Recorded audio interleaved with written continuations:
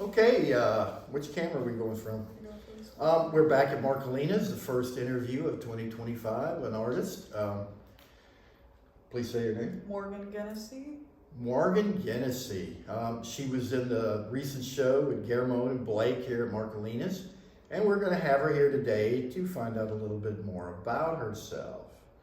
So, the art you're doing here, this is her art behind us, by the way. So, when you were a child, what was the first thing that you can remember about art?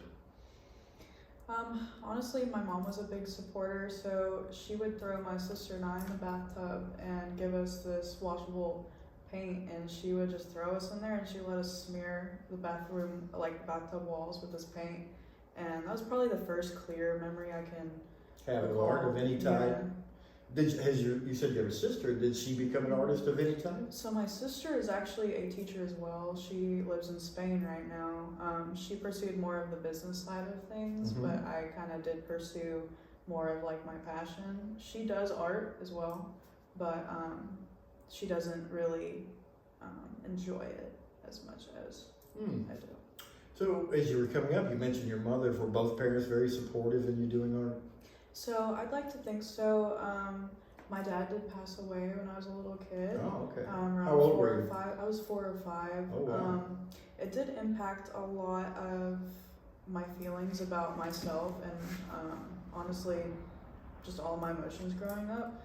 That's honestly what kind of formed who I am today, is the lack of having a father figure and finding solace in other things. So, but yeah, I didn't have too much of a father figure growing up. So.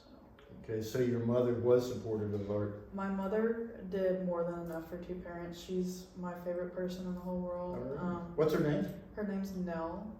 Nell. It rhymes with Belle, but everyone always says it wrong. Is there anyone else in your family that does art of any type? Not really. Okay. My grandmother, my Nana, she does a lot of plays and writing. She was an English teacher when she was younger, but I'm pretty much one of the ones that does visual art. So as you were going through school, did you have art programs in Texas? Because I know in Mississippi we had none. Right. So I grew up in a really small Texas town. We had a population of maybe 8,000. I graduated with 100 kids. So I loved art growing up, but it wasn't very prevalent. It was put on the back burner in middle school, high school. Elementary, we had it once a week.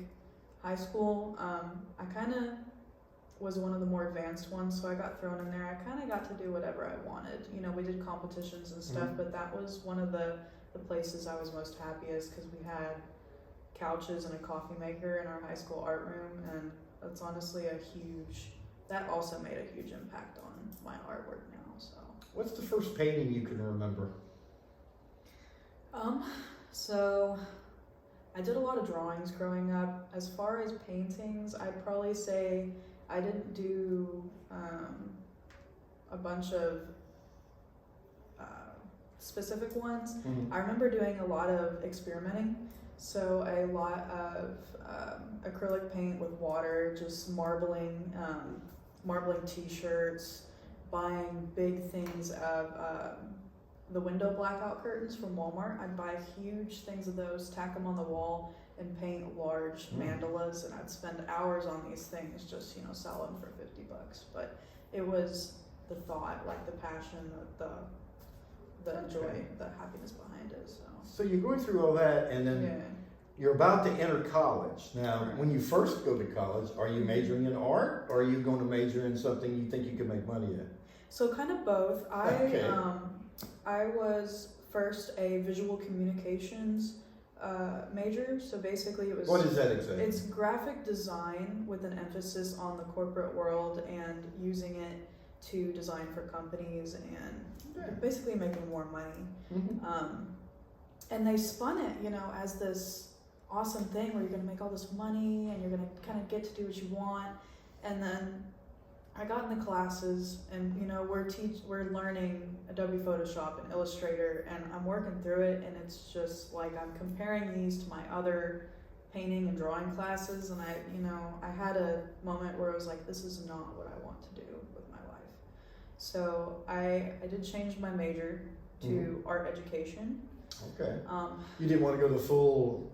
My heart wasn't in it, and I said I'd rather do something full time, and then do my art on the side, or work serving a barista job and do my art on the side. I'd rather enjoy it and not learn to hate it, because I spoke to so many people who just burnt out on the graphic design part of it. But I changed to art education. And what year would this have been? That would have been like sophomore, junior year. And what year is art that? education. Probably middle of COVID, 2021. Oh, wow. That's pretty recent. Yeah, it is. Yeah. I graduated in May of 2023, but I told myself I did not want to be a teacher. I did not want to teach. I did not want to. This is still in Texas. Yes, this is in Texas in college. I'm like, I am this elevated person. I don't want to teach public school. Who does that? But so I changed it again. I said, I'm just going to get my studio.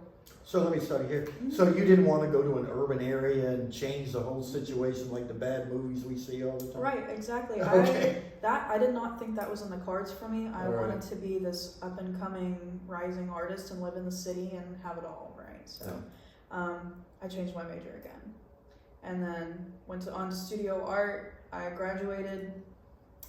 But that's when kind of reality hit, because about 2 months before I graduated, I lived near Dallas, so I started driving into Dallas and applying to all these companies that I thought would bring me happiness and I would do well. What kind of like companies are we talking this about? type of marketing. Okay. But you'd still be doing your art as well. Yeah, I did several interviews with a paint company. I actually did a project for them, and then they turned me down like at the last second. So I kind of decided there that's not what I wanted to do either. And my painting professor, Bob Bird, he jokingly, we had a really good relationship in college, but I like the name Bob Bird. yeah, That's a Bob good name. Bird, You remember solid that. name, yeah. But he jokingly, he said, why don't you apply for summer camp? And it was in. Now, what is summer camp exactly? He said, just apply for a summer camp and plan out your next move, Okay. So I think, he was joking because he's a funny guy, but then I kind of said, screw it, maybe that's what I should do. So went on Indeed. I said, where do I want to live? I've always loved Florida, right? So I applied for several summer camp jobs in Florida. I get a call the next morning. They said, you have it. If you can find a place to live and you're here, it's yours. So I said, say less. And I found a place to live with a couple girls my age. I rented a room, drove out here with my mom. She flew back and started that job. 2 weeks in, I fell in love with it here. I decided just 2 weeks in, I was like, there's no way I'm leaving. Not with all this. Didn't want to go back to. I didn't want to go back to Commerce, back to Texas. It was dreary all the time, cold and really hot. There was nothing there for me at the time, just my family. So I decided to give Florida a chance, and the summer camp was super awesome. They were flexible with me interviewing. Now, what did you do at the summer camp? So the summer camp, I was the art lead. Basically, I ran part of the camp, and then I also taught the art classes. And that was what also led me into what I'm doing now. So I worked with a bunch of educators at the camp, and I also worked with elementary kids at the camp. That's when I simultaneously decided I don't want to work with elementary kids, and then maybe I do want to be a teacher, but for older kids. So I made my, my application. I submitted it the day after. I get probably 6 or 7 calls, voicemails, that leave voicemails while I'm at the summer camp teaching. All of these are from schools that want me as a teacher to interview. Well, that must be pretty inspiring. And and it was a really great experience. So I ended up interviewing and going with the second school that called me, the high school. Any particular reason? I just really liked the other art teacher that was there at the time. I got to talk to her, and her and I really got along, as well as the principal that interviewed me. She was very straight to the point, but very kind as well, and very open and open to the fact that I didn't have a bunch of experience, but we would learn together. So, and I'm very grateful for her giving me that chance, because now it's my second year here, teaching at that high school, and it's been the best.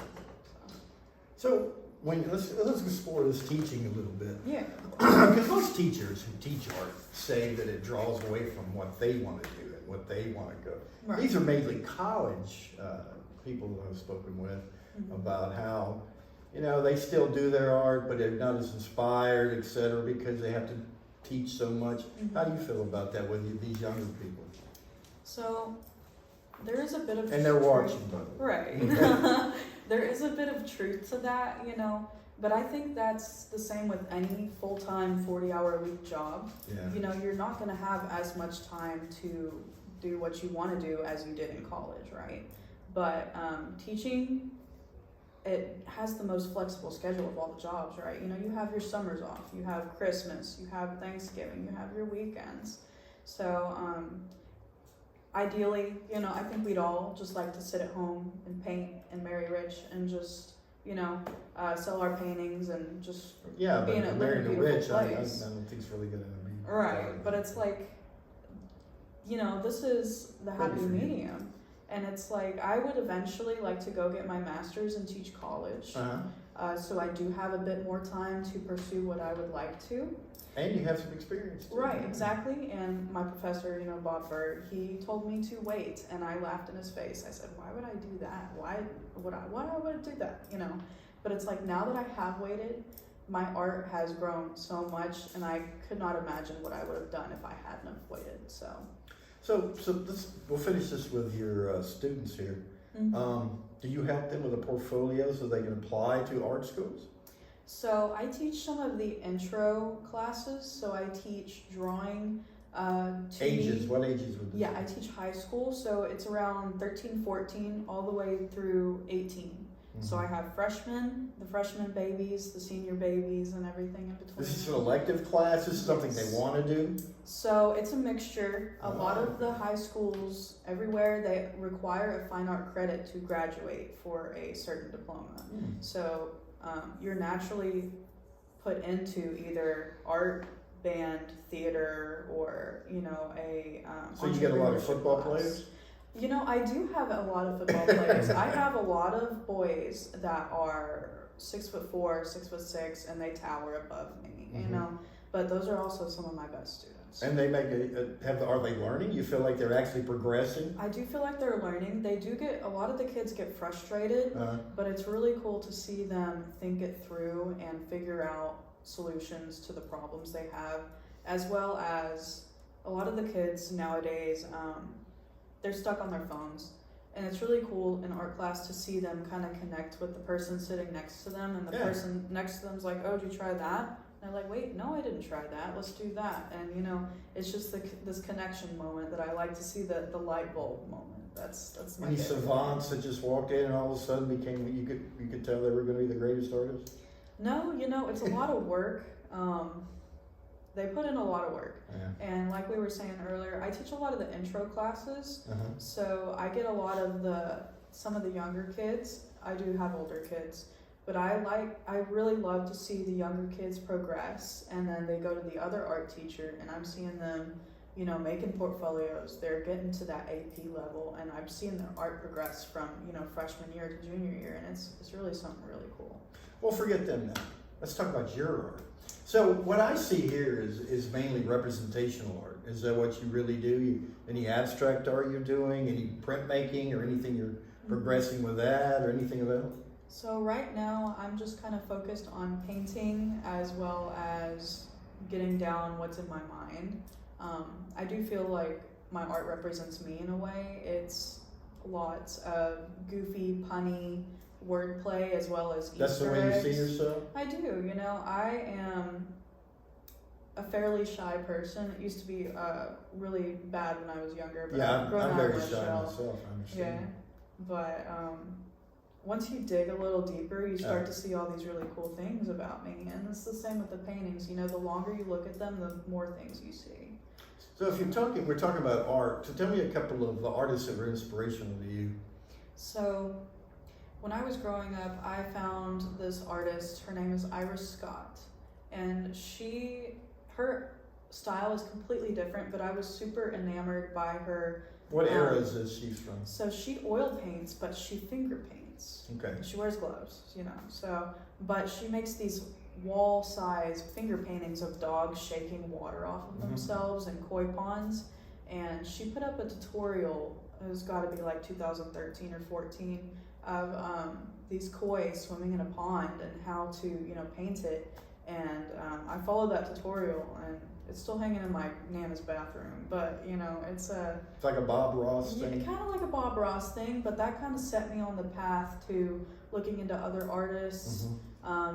I love contemporary artists like Talia Stanton, but then I also love looking back at the masters. So we Dolly, appreciate them. Yeah, and of course, Dolly. We all know he has a big head. Oh, don't start me on Dolly, please. We know he has a big head, but he was no, he was a fascist. That's what I'm saying.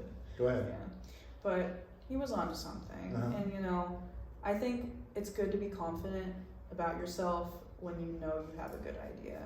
And so what I'm saying though is you're sticking to figurative painting. Have you tried any abstract painting? Have you tried to do anything other than figurative painting? I'm not a fan of it, and everyone has these different opinions. Not a about fan it. of what exactly? Like for Rothko, things of that nature? Abstract painting, it just doesn't get across what I want to get across. What about pop art? Pop art, I'm actually kind of starting to lean into it a little bit. You know what's wrong with pop art? If you make everything art, then what's special about Leonardo? That's fair, but I think there is something to be said about refining your craft and expressing it in the way you would like to. So You're talking about realism. I think there can be semblances between realism and pop art. So there's this new series I'd like to do. I grew up reading I They're Spy both figurative. books. I can agree with Yeah, that. no, it would be figurative, but almost leaning on pop art. I grew up reading I Spy books, so I'd like to do a new series of paintings based on the Easter eggs that I spy. Every time you look at it, you see something new. And I do feel like that kind of hinges on pop art, depending on how you do it. But yeah, because I do figurative art now, but I've done some abstract different things, which I'm just not a big fan of pop art. So. Yeah. And figurative art is a good thing. I mean, depends. Yeah, I like mixing. There are some abstract tendencies, and especially formation, this one. So like you have those rigid crystals, but you also have the flow state of some of these lines. So I kind of do like mixing the lines between, as long as there is a balance. So when you're painting, do you do what type of undercoat do you do? So I like to gesso my canvases, and then I pencil, sketch out what I want to do. These are all acrylic. I did learn how to oil paint, but I do like to stick to acrylic. And what do you like about acrylic? I love that it dries quick and there's flexibility in it. I struggle to sit in my apartment and paint sometimes. I like to paint in public, so I'll take my paintings outside or to Hot Wax, a coffee shop across the street, and I'll just carry my stuff around, so it kind of helps myself be more mobile. But don't you feel like, because I've painted in both, Right. and don't you feel acrylic has less life to it than oil? I do. Right now, I'm in that stage where I'm kind of exploring. I don't think I think we all are going to keep doing that stage. There I like your hand movement. Yeah, there isn't like a certain time where it's like, okay, I want to switch to oil. I want to be archival straight. But it's acrylics right now. I'm trying to bang out as many paintings as I can, as many ideas as I can. And the great thing about acrylic is you can also paint oil on top of it and bring it back to life. Right, no, aversive, but yeah. Unless you do it and then you slam the edges, you get an antiquing effect. I've done that too. Really? Oh, yeah. Okay. I'd just be too afraid to ruin my stuff. Oh, I'm never. I leave it out in the yard. Let it age. Yeah. Yeah, not in the. You were saying earlier, you think whimsical and so you don't take yourself serious, but obviously, when you brought these here, did you wrap them up and Try to make sure they were all. No, I You haven't reached that stage yet where you're anal retentive about your not art? yet. I'm sure I will reach a point, but again, I'm shy, but I'm really goofy, and I like to think I'm easygoing. So my art is just kind of a way for people to see that and see a sense of humor, some lightheartedness. Now, when you're painting and you look at your older paintings, you see a progression. Absolutely, a very quick progression. So from Why do you think it happens so quickly? I couldn't say. So COVID, we're all sitting at home. I worked groceries, so I worked at Aldi's for 2 years. I worked about 30 hours, and I was going to college, but all of our stuff was online at the time. So all I had to do really was sit there and hand paint tote bags. So I started my art business in college, and it really popped off for a time, but all I had to do was sit there, paint tote bags, and make videos of my paintings and post them online, and I grew this huge community. But that's why I do think that my paintings progressed as quickly as they did. I just spent so much time refining what I liked about them and what I know I'm good at, and then as soon as I found my quote-unquote style, it just kind of builds from there. So do you find it easier to paint when you're depressed or happy? Happy, for sure. Really? Absolutely. I don't know. I do get art block, and it can be really hard. And people say, you just got to force yourself to. That's when you draw. Yeah, and I do like to draw. I keep a sketchbook, but there are times in my life where I've taken 2 or 3 weeks. And I've gone and I've revisited nature. I go to the beach, I sit in my sketchbook and I draw, or I write, I journal, and then I come back to my painting, and then that's when the good things happen. So you love recreating nature. I do. But you're an emotional person, so that's what abstract's all about. So eventually. I feel like eventually I will visit it. Yeah, of course. But yeah, just to widen your base. I mean, I'm not telling anybody what to do, but you have such talent. You should widen the base. Try and figure that out. Look at some Bauhaus or something of that nature. So my senior year of college, I had a breakdown. Right, I had a really big breakdown. I went out in the hall and I cried, and my professor, Bob Bird, our favorite, he came out. He said, "What's going on?" And I told him it's all weighing on me, and I was burnt out. I didn't know what to paint. I was trying to do this mental health series, but I was too close to it, and I just couldn't make it happen. So one of my friends had built this huge 5 foot by 5 foot stretched canvas with the most beautiful frame, and he graduated and he left it in the storage room. And Bird said, I've been saving that. Let's work on that. So he taught me this new technique. This was raw canvas. It was 5 by 5. And he taught me this technique with this gesso. And you take gesso and you take charcoal. And basically you use the two, wet on dry charcoal. And you get to create the most amazing lines and shades just off of those two mediums. And so that's what I did. Like pressure and less pressure. Right, exactly. And I made basically this huge doodle, but it had movement, and that was the centerpiece basically of our senior show when we graduated, and everyone loved it. And there's your beginning into abstract. That's my beginning. Is there anything else you want to talk about? So honestly, the importance of, you touched on it, mental health when it comes to art. I told her I was an ex-psych nurse too. So. Yeah, and I do think that there's over-romanticizing of the struggling artist.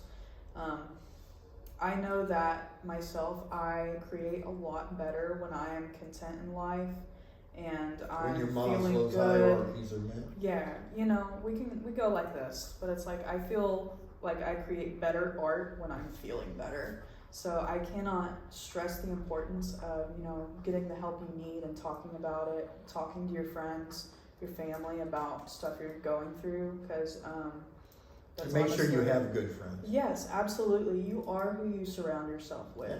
I heard Create your this own thing reality. the other day where it's like if you average out the yearly salary of who you hang out with, that's about what you're gonna make, and that also amounts to you are who you surround yourself with. If you want to be successful, you should surround yourself with people who make you feel like that's possible. Create your own reality. Right, exactly. So we're here at Marcolina's. We've had a wonderful talk, and I don't know who next month is going to be. Delaney Bend. Who? Delaney Bend. Delaney Bend. All right, looking forward to that. So enjoy her art. It's going to be for how much longer? For another 2 months. All right, thank you very much, and thank you, people. And she's been wanting to say hi. Come on, So go say. That was good. All right. That was good. She's been waiting so long.